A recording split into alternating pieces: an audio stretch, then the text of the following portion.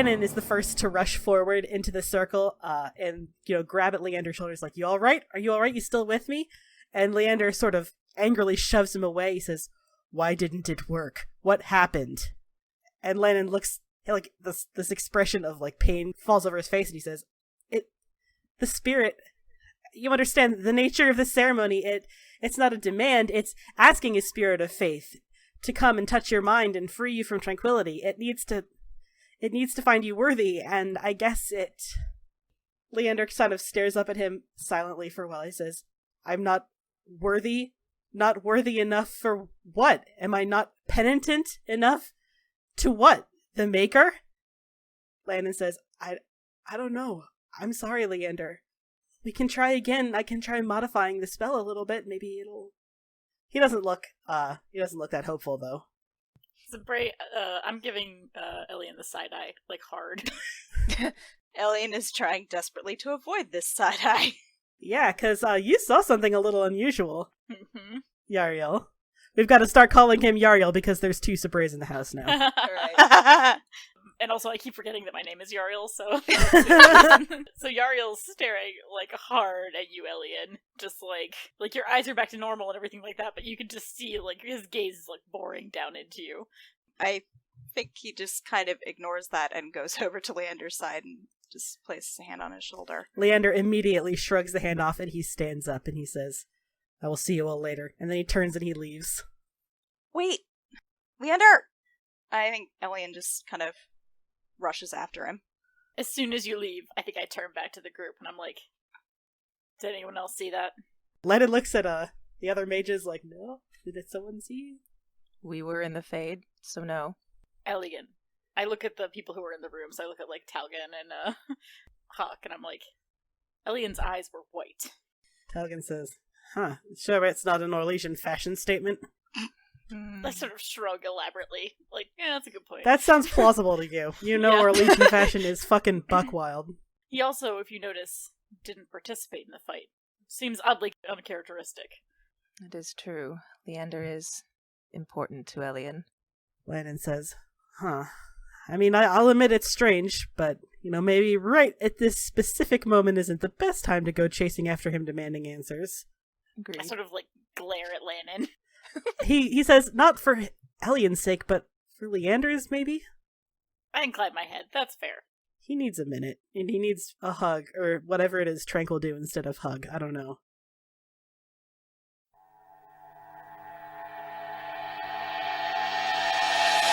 Leander is making a hard beeline for the stairs back up to the main floor. Leander, I mean, I know this didn't work, but that doesn't mean it can't work in the future. We'll figure something out. He stops walking and he turns around. His face is back to that blank, expressionless slate, indicative of his tranquility, and he stares at you in silence. There has to be something we can do. I mean, everyone here is... We're all working on it. Yes. Are you... I know asking if you're okay is obviously you're not. But you're not hurt? No, I am not physically hurt. Is there something I can do? Can you break the tranquility? I mean, I can't, obviously. Then there's nothing you can do. Leander, did I tell you about the spirit that visited me a few times in dreams?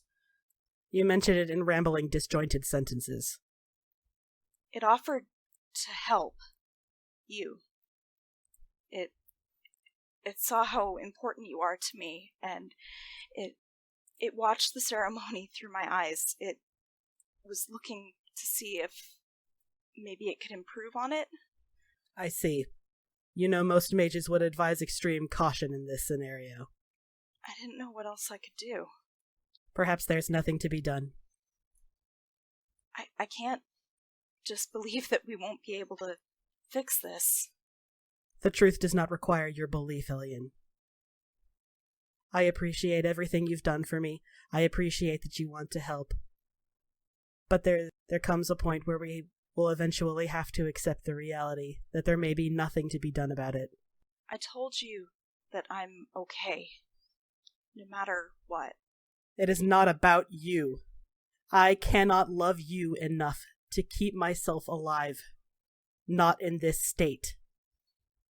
I think Elian reaches for his hand. He sort of withdraws his hand. He says, I want to get some rest.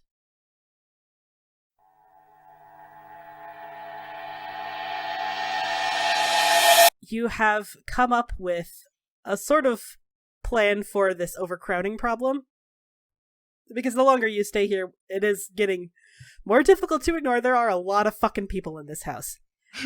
And they eventually put their heads together and they come up with a solution. They will take whoever is willing to go through the Alluvion and let them stay at Lennon's estate in Kirkwall. He, at one point, informs you somewhat reluctantly that he is technically a compt in Kirkwall, thanks to Varric.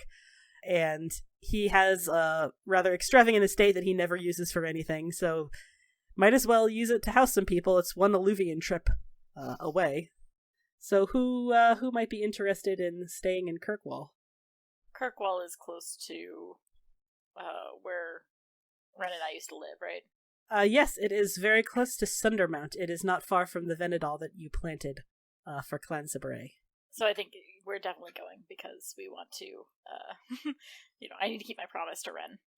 And Ren does, nothing against Minrathous. It is a very beautiful city, but, he's an elf, and slavery is legal here. He's not super comfortable with that. And Zevran, of course, will go wherever Ren goes, so Zevran will be like, hell yeah. Hawk wants to go, because Kirkwall is basically home. He didn't leave Kirkwall under the best circumstances. His good friend blew up the Chantry and began the Mage Rebellion, and for some reason people blamed him. But it's been years now, so it's probably blown over, This is bad foreshadowing. It's probably fine. And Fenris will go because, Hawk is going, and Fenris, despite his objections, does care deeply for Hawk. Anyone else want to stay in Kirkwall as opposed to Minrathous? I think Elian is going to stay in Minrathous. Just he's not going to leave Leander when he's obviously still so upset. Yeah, there's mage stuff. Yeah, we'll go with that Cassandra has to stay. No other reason, of course. Just mage stuff. Yeah, helping with the ritual, finding out why it went wrong. Her name is Mayveris Cassandra. It doesn't make that much of a difference, practically speaking, because again, it is like a 10-minute Alluvion trip, or so Dorian tells you, from Minrathous to Kirkwall. But the people that are going to be staying in Lannon's estate in Kirkwall are Sabray, Ren, Zevran, Hawk, and Fenris, which opens up a nice chunk of the Pavis estate, the poor, overcrowded Pavis estate. And you all agree, okay, we'll spend the rest of the night packing our things, and we'll head out in the morning, such that it matters. And as you have all settled down for the evening, some of you are already in bed. Leander is definitely locked up in his room already. But as the rest of you are settling down, there is a very heavy on the door, and I am interested to know who, character-wise, would be up at this hour. I'm probably in Ren's room. I think we're probably hanging out. I mean, Elian's probably awake. He's been avoiding everybody like the plague, but he's awake. I want to say that Cass would be like, Cassandra would be trying to practice all this new shit. She's like, oh man, this is so cool. Arcane warrior shit. So in that case, we'll say, Cassandra, you're doing some breathing exercises. Elian, you're nearby, not talking to anyone. You've been very surly and quiet since the incident. So you and Cass are the first to hear the door being... Knock is not quite enough for the sound that comes from the door. Really more like pounded upon. Oh god. I guess we should go see who that is. I sort of look up like, I'm sure whoever it is would be less startled to see you than me. Oh, okay. I set the book aside and go to open the door. It is all 8 feet of Arishok staring down at you. I make a conscious effort to not have my jaw hit the floor. I look up at him. He stares right back down at you. Good evening? Good evening. I am here to see Ren. Oh, I call from the other room, like, I didn't follow you, like, Elian, who is it? very imposing Kunari? The absolute second you say Kanari, I'm, like, right there, like... The Arishok's eyes move from you, Elian, over your shoulder to Cassandra, and something, it's very difficult to perceive, but something does change on his face, and he says, good evening. Again, to you. And I just sort of, like, blink, and I'm like, yes, Arishok, I did say that you could come see Ren. That is right. Yes. Okay, Elian steps aside and lets him in. And then Elian hides under a desk for the rest of the night. Elian couldn't have done anything to stop the Arishok coming in this door. That's true. Like, fucking try to stop him. I dare Right. you. 8 feet of just, like, solid brick wall. So yes, he steps inside. He's flanked by 2 very large members of the Barasad, who immediately take posts at the interior door. I just kind of, like, I can show you to his room. Very well. And then I go upstairs, and I just sort of, like, look at Elian like, are you coming or not? I feel like Elian's gonna avoid anywhere Yariel is. So the Arishok follows you up the stairs, and it's a long hallway, long set of stairs. And he says, how have you been, Cassandra? It is still very weird to hear another Kunari use my chosen name. Fine. Good. You guys are great at this. You're so good at this. This is the Arishok trying extremely hard. Like, you wouldn't know it from the outside, but he's trying so hard. I sort of, like, as we're walking, try to summon my cool new sword thing. What? In the hallway? Just to show off? It's not, I'm not using it. She's just like, I can use a sword now. He stares at it, and you can see, like, there's an immediate reaction in him, like, ugh, magic, but he visibly quashes it, and he says, you are able to use your magic to create a sword? I sort of, like, shrink a little, like, I thought it would help us in the battle, but yes? He's silent for a long time. He's still, like, kind of eyeing it, and then finally he gives an assessment of impressive. That makes me light up a little bit, and I'm like, I am still learning from the Inquisitor. You both keep walking, and he says, it makes me wonder if the role of Cerebos within the Kyun could... And he hesitates, and then he kind of leaves that sentence hang off, and whew, the implications of that, Cassandra, are pretty big. Like, he sees you use your magic to make a sword, and he immediately thinks, maybe the role of the Cerebos within the Kyun should change, which is, whoa! Whoa, yeah! I'm just sort of, like, vibrating and just sort of like, what? But he does not elaborate. So you both stop outside Ren's doorway, and he looks down at you, and he says, I have spent some time considering the request that you gave to me. Your request for the Kyun to assist with the upcoming blight. And what conclusion did you come to? The conclusion that I came to is that it is not my choice alone. However, and he pauses. At your discretion, I can arrange for a meeting of the Triumvirate in Kunandar. Perhaps if you are persuasive enough, you will be able to convince the Triumvirate of the necessity of our intervention. Oh no. Like, your instinct is like, that's not possible. Right, like, no fucking way. Yeah, right. Good joke, Dad. Yeah, oh, funny. He made a funny.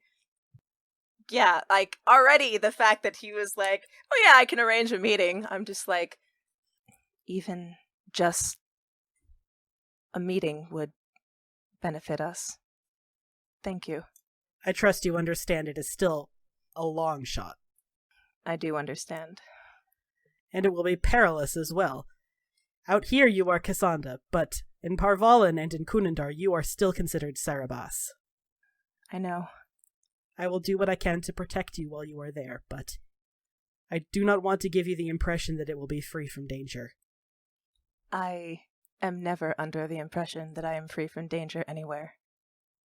He is silent for a while, and then he inclines his head and he says, "It will take a while to arrange. I will let you know as soon as it is possible for you to go to Kunindar."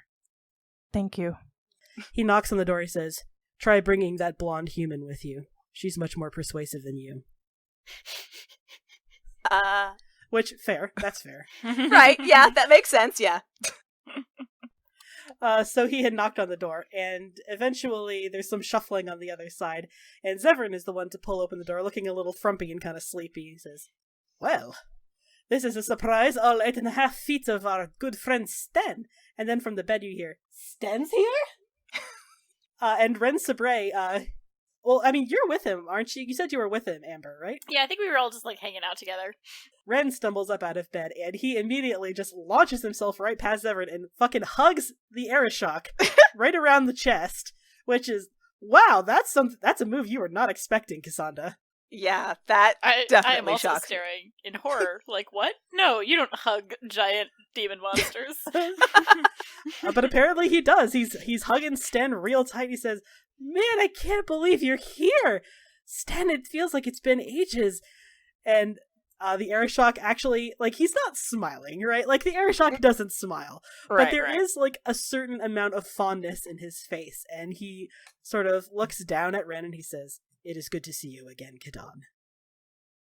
So you're Cassandra's dad, huh? How'd that happen? He looks back at you. He doesn't look like he's offended.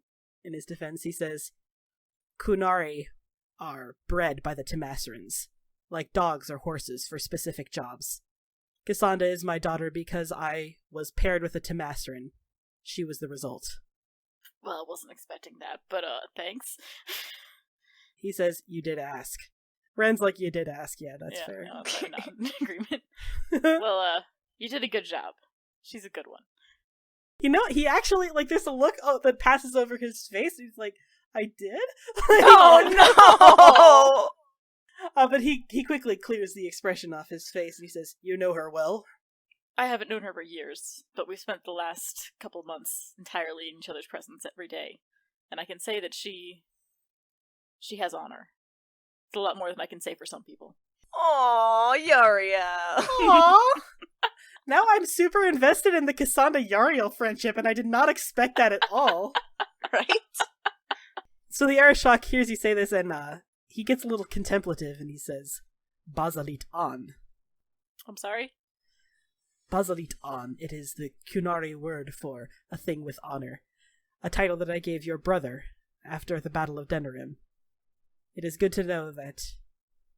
He is silent for a while, and he shakes his head. He says, "I hope to speak more with her. I hope to get to know her better."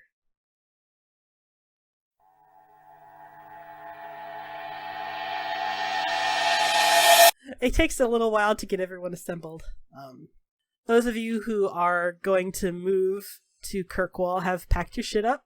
It is going to be kind of a production getting Ren anywhere, let alone across an alluvion, but he seems excited to go. Mostly he just doesn't want to be in Minrathis as much as possible, because there are slaves here. He's not a big fan of that.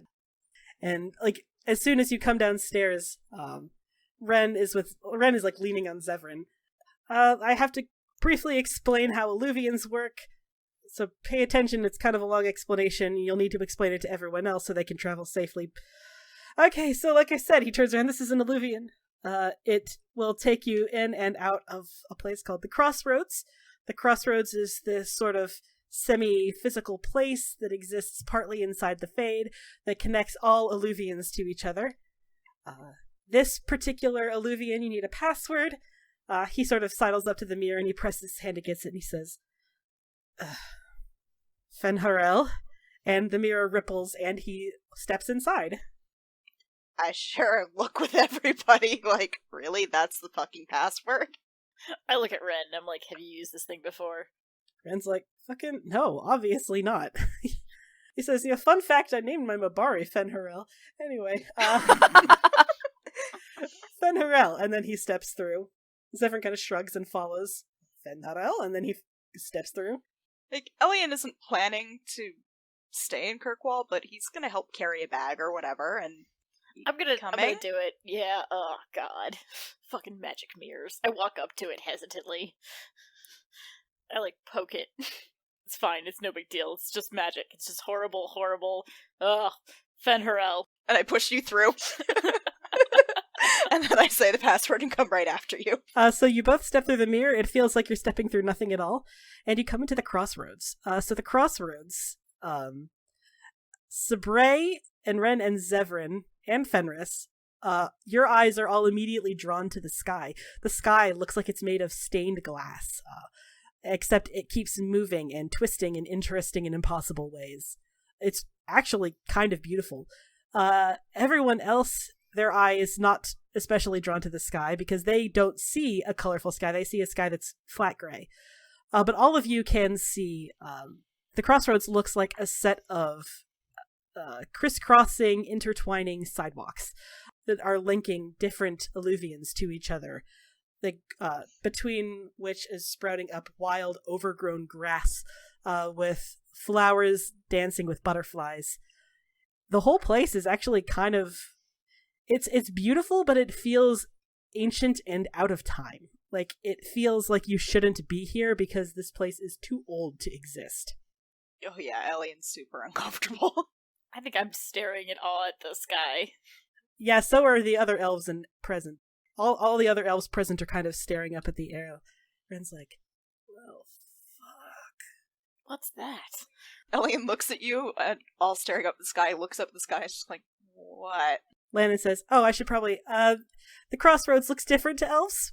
I'm not 100% sure why. I think it has something to do with the magic of this place being built by ancient elves. But I couldn't tell you exactly why. But yeah, it's more colorful to elves. Anyway, this is the crossroads. If you'll follow me, I can take you to the alluvion that leads back to my estate in Kirkwall. And he heads off. I look at Ellie and I'm like, what do you see? It's just gray. It's like a sky. I'm staring up at the swirling lights and I'm just like, Shamlin. Lannon is the first to approach. He says it's the same password into both mirrors, both directions. And he says, Fenharel, and then he steps through again. I think we all do the same, presumably. Yeah, I think Elian might be a little bit faster to get out of the creepy crossroads. How does it, does it feel wrong to be there? You said that it feels a little bit wrong because it's so old. It feels wrong in the sense, it feels like sneaking into an ancient cathedral at night. Okay. You shouldn't be here, but it's your fault. It's not the cathedral's fault, it's Right. your fault.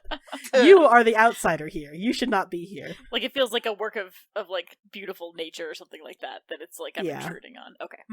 Okay. Then I think it's a reluctant, if it's the first time you see it, we haven't been in here very long, it's 30 seconds, so there's almost a reluctance to walk back into it and be like, we just want to stay here and stare at it some more.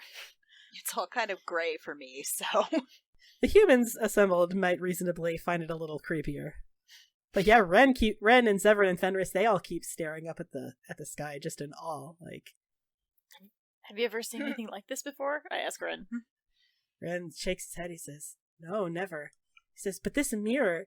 And after Lennon passes through it, he kind of touches the edge of the mirror. He says, we found a mirror like this in ancient elven ruins. That was right before I was taken away, before I got the blight and had to join the Grey Wardens. He says, the mirror that infected me, it wasn't like this. It was different mirrors? He says, it had the same form, but the glass, it was black.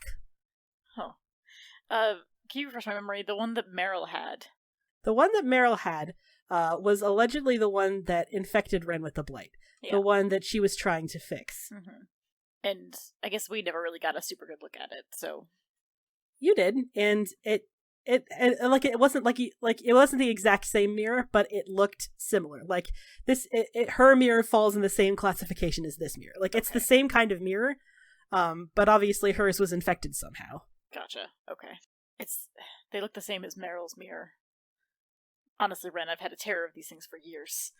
He says, well, I wasn't a big fan of the first one I saw either. It gave me the blight, and then I had to join the Grey Wardens and sacrifice myself to end the blight.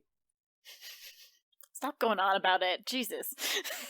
Yeah, get over it, am I We right? all know, Ren. Oh my Oh, god. big Stop talking about it. What a baby. Ooh, I'm the hero for Elden. Shut up already. He socks you in the side of the head. Ow. And then he like does a little pig nose at you, like, yeah, Fenharel, and he steps through. Ah, brothers. You son of a bitch. I spent her out and I walked through too. And everyone follows.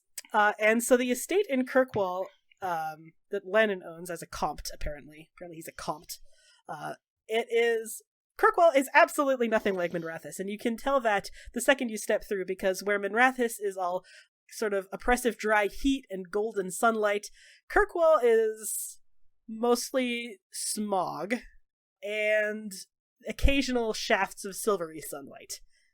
The estate itself is nice. It looks like it hasn't been lived in. Everything is covered with a very thin layer of dust, but it's fine. You know, that you can see a nice sized kitchen, a small dining area near a set of bay windows. There's no garden per se. The one wall of the estate looks out over this very busy, close metropolitan city. And Hawk immediately strides right over to the window and throws the door open and lets like all the smog inside. It's like, Kirkwall! Oh. Smells like rat piss and smoke, just as I left it. I just like start coughing and I'm like, dear, close those mother. Ugh. Soak it in, boys! It's the smell of decay. I don't know how you Shemlin live like this. Ugh. Neither do I! He says, welcome to Kirkwall. It's only gonna smell worse the longer you stay here. I look at Landon and I'm like, I can see why you don't come back here often. And this is Hightown. You should see the Undercity. Oh boy. Oh god. No, thank you. Lannon is sort of dropping a bag of stuff on the ground. He says, anyway, the rooms are upstairs. You know, have a look around. Take whatever room you want. Welcome to the Free Marches.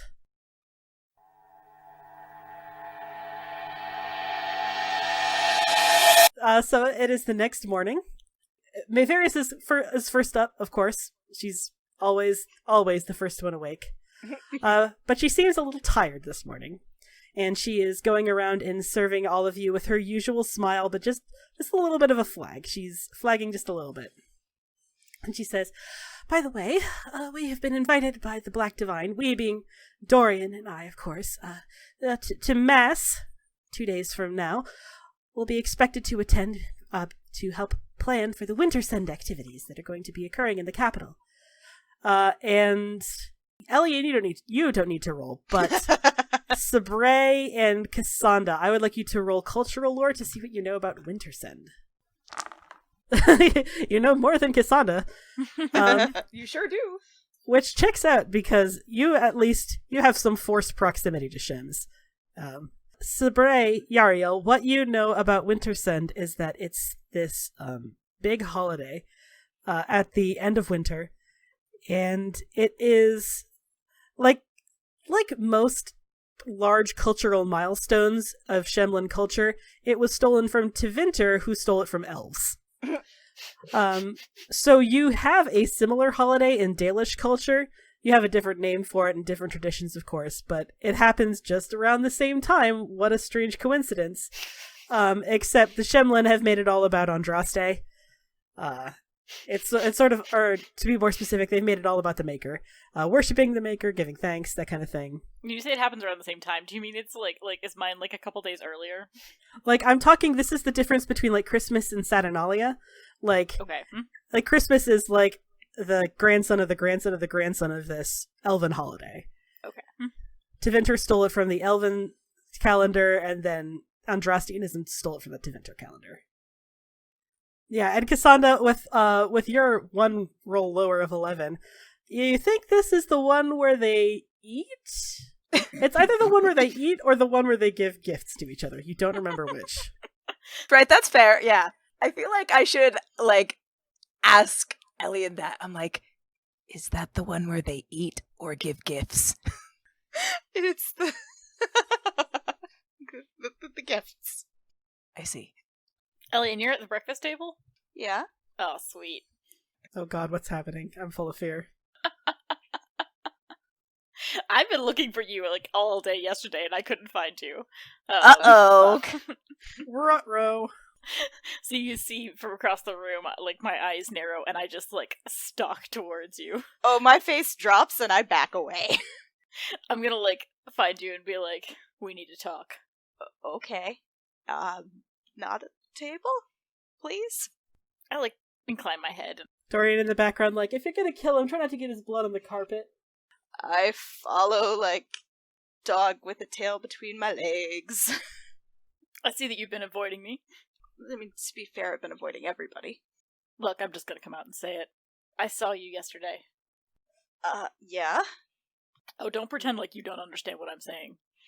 I saw you in a trance with white eyes. It wasn't really a trance. I don't really know what your magic nonsense is. I'm not magic! It didn't look like that yesterday. Listen, Pot, you're very black, said the kettle. Look, there was a spirit, well, they call themselves a soul. They approached me, they wanted to help Leander, and I was afraid, and I agreed to let him watch the ceremony and see how it might be improved. Or fixed. Didn't you lecture me about this? I didn't say it was my strongest moment, or my brightest. I'm worried for him. He thinks that he... I think Elian's just starting to choke up at this point, which is unexpected from the way this conversation had been going. I look alarmed and back away. Like, oh no, feelings. I want him to be happy again. I want him to be whole again. It's the only thing he wants. Look, we all be like Leander. And he is very pleasant to look at, don't get me wrong. But still, don't you think you should have told us about this? I told Cassandra, and I told Dorian, and Dorian told me to be careful, to not be like you. I just sort of nod, like, yeah, that checks out. Yeah, don't be like me. I'm a dumbass. I didn't fully know what would happen. I don't know what I was expecting to happen, but it wasn't to be helpless watching. You know that I would fight with you. Of course. It's the only reason I'm concerned. Look, what happened when this spirit came to you? I'm asking for a friend. Right. I'm just curious. They'd approached me a few times, usually when I was having a nightmare, but this last time, I'd had one of my better dreams in a while, and they wanted to help. They said their name was Compassion. Oh, that startles me. Compassion, you say? Were they an elf? Yes, they didn't have and I just kind of gesture, the Valis name. Okay, you got it. I mean, terrible pronunciation, but yeah, that's mine's name is Justice. Justice. This is starting to sound like a pattern. Does Cassandra have one of these? She might have mentioned something along those lines. Yeah. She didn't make a deal. She's smarter than the two of us. Fair enough. Well, shit.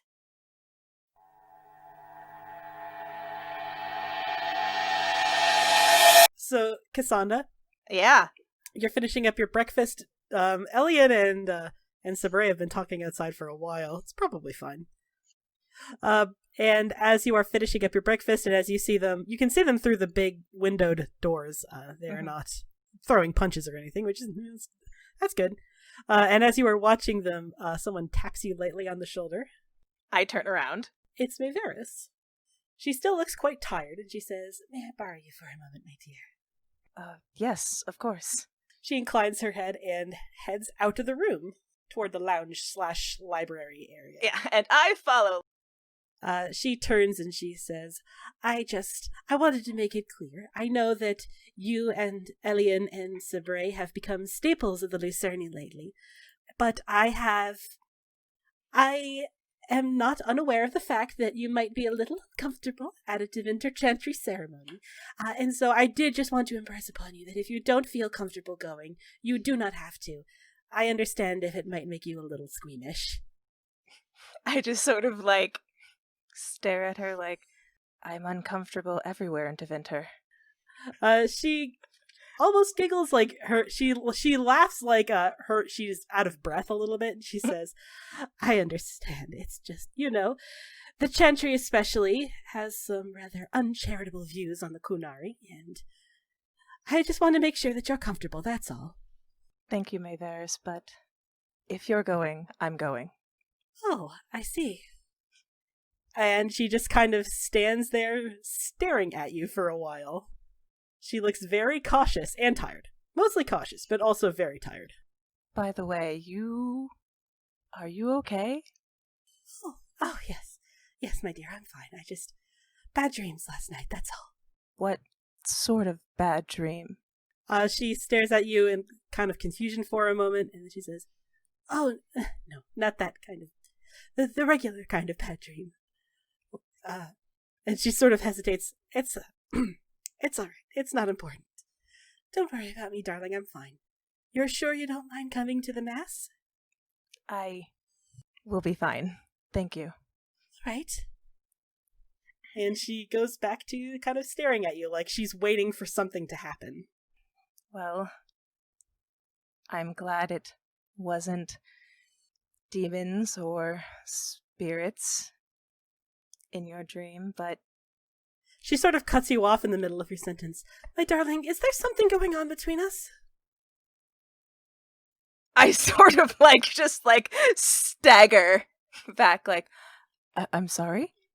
I thought it would be better to ask because I know that the Kunari have different views on romance, and I know that you in particular were brought up Sarabas, and I just don't want to overstep my bounds, and I don't even want to assume that... I just would like to know, that's all. You've been hurt very badly by your society, and I don't want to make it worse. I have no idea what I'm doing. Oh, no, I know that much, darling. That much was plainly apparent. Apparently, other things are apparent, like Ren told me. Everybody, even passing dogs, can see how I feel, which is concerning. Why are dogs in Divinter so smart? Well, it's not so much that they're smart, dear. Never mind. She says, I don't want to force anything upon you, because you've had more than enough in your life forced upon you already. So I'll just... And she sort of trails off. And then she is silent, and she keeps being silent, and the silence gets really uncomfortably long. Mayveris collapses. Mayveris? She is on the floor. Healer. Somebody? Anybody? A healer?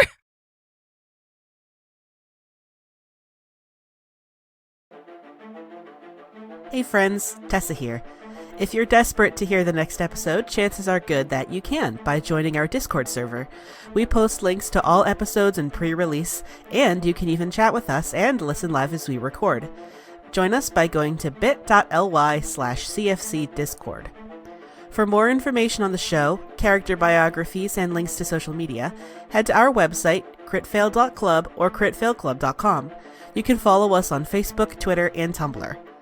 Crit Fail Club does not advertise at all, so if you like what you hear, tell a friend who might also like it, make a post on social media about it, or leave a review on Apple Podcasts.